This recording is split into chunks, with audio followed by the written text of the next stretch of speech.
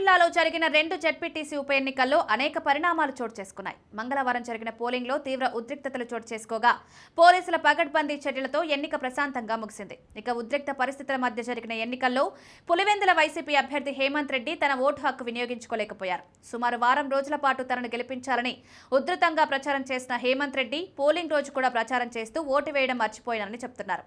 మంగళవారం ఉదయం పోలింగ్ మొదలైన వెంటనే ఓటు వేయాలని హేమంత్ రెడ్డి భావించారు. అయితే ఉదయం నుంచే ఓటింగ్ సందర్భంగా ఉద్రిక్తతలు చోటు చేసుకోవడం వల్ల ఆయన తన స్వగ్రామం తమ్మలపల్లిలోనే ఉండిపోయారు. సాయంత్రం వరకు సమయం ఉన్నందున తీరిగ్గా ఓటు వేయొచ్చని అనుకున్నారట. సాయంత్రం గ్రామంలో మిగిలిపోయిన ఓటర్లను గుర్తించి పోలింగ్ కేంద్రానికి వెళ్లమని చెప్తూ తాను మాత్రం వెళ్లలేకపోయారని చెప్తున్నారు. ఓటర్లను పోలింగ్ కేంద్రానికి పంపే హడావిడిలో ఉండిపోయిన హేమంత్ రెడ్డి తాను ఓటు వేయని విషయం గుర్తుకొచ్చి పోలింగ్ కేంద్రానికి రాగా అప్పటికే సమయం ముగిసిపోవడంతో ఆయన ఓటు వినియోగించుకోలేకపోయారు. ఇక పులివెందులలో మొత్తం 76.44% ఓటింగ్ నమోదైనట్లు అధికారులు ప్రకటించారు. ఈ మండలంలో మొత్తం 10,600 ఓట్లున్నాయి. ఒంటిమిట్టలో 81.53% పోలింగ్ నమోదైంది.